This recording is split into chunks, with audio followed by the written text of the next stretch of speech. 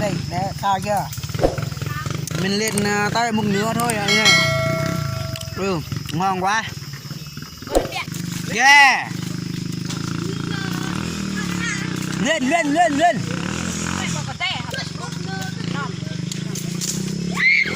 xe non nhỉ xe rất non nhờ uống quá mọi người ơi, người ta hút tâm bệnh quá súng đây là ngọt lắm mà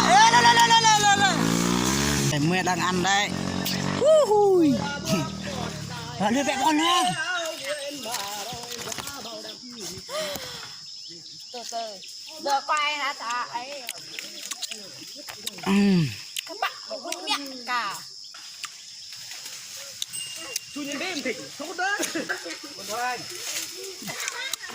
đưa mẹ con lên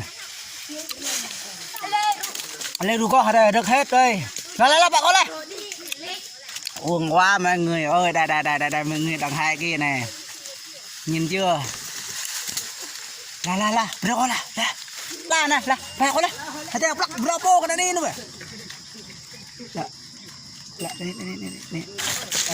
họ bị mắc đồng đe rồi mọi người ơi phải là blue bó phải là blue đâm là gì đây mình đang mắc tên kia cho mà lên được đây sợ quá mọi người ơi đơn qua xuống đây nè cơn còn đâm mặn đừng đây đừng tí đã hẹ con một chùm kia này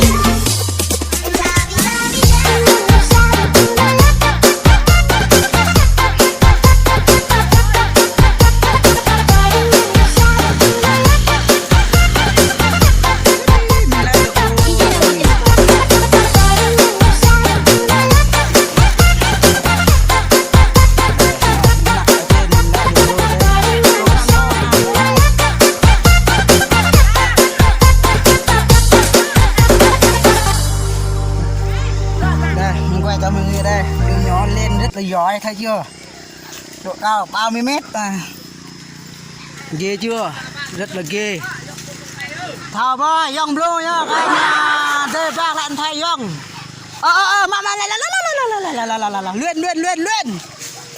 luyện coi đây uống bún chó đồng bò dạ như vậy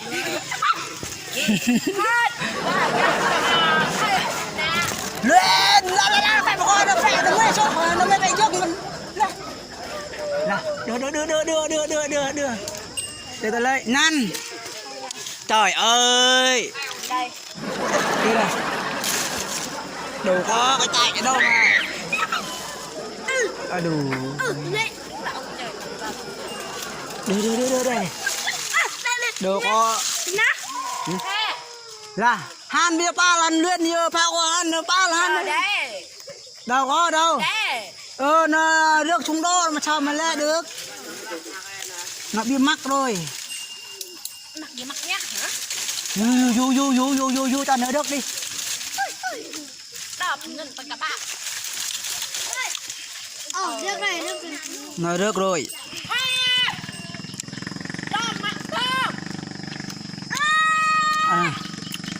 mình xem nha mình ăn qua quái đây là bộ mặt thật của mình cái gì lên thao đi đừng có thao đi đừng hủy đập chắc nó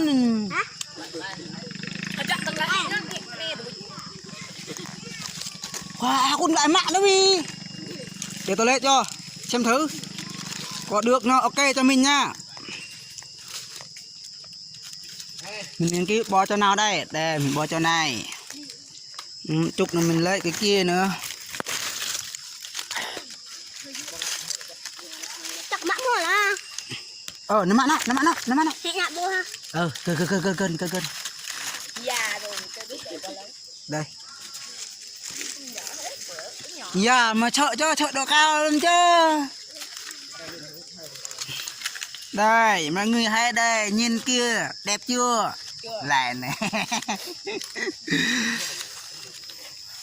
Anh Blue ơi, anh Blue. Về chưa? Blue bắt lại. Mày Blue, được, qua giỏi. Đây. Đây, anh Blue nó trước đây. Đứa trẻ nó lên rất giỏi. Hả? Anh Blue nó trước mà. Làm ra coi là. Đưa. Đây này, coi đùi chum mặt hay này là coi đùi đây này mọi người ơi. Lại. Nào, thôi bật ra, khuôn đây, khoan đây. Chuông rồi mọi người ơi, thôi rồi. Đây. Mình chuông này nha. Đây, độ cao quá, mình chuông mình phải tắt máy đã. Mọi người nha. Không có tắt đâu mình này. Ha, quay ha. Đằng 20 tí kia này. Tức là mình chuông chưa? Đây, ok luôn, nó chuông này đây. Cây này mình quay cho các bạn xem đây này, cây đấy. To nhỏ lẹ này. Này. Thôi, chuông rồi, phải tắt thôi. Đập hả?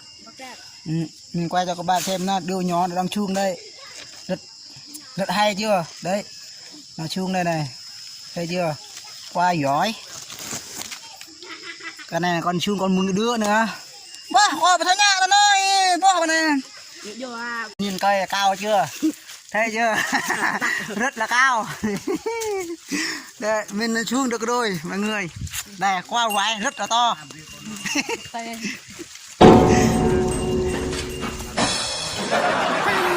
hạ qua vải. Thêm buồn ha. Đây là cái bạc luyện nha. Dành làm cho TikTok đấy. Thì nó làm TikTok rất là hay mọi người ạ. Đây là bao vai của tôi này. Tôi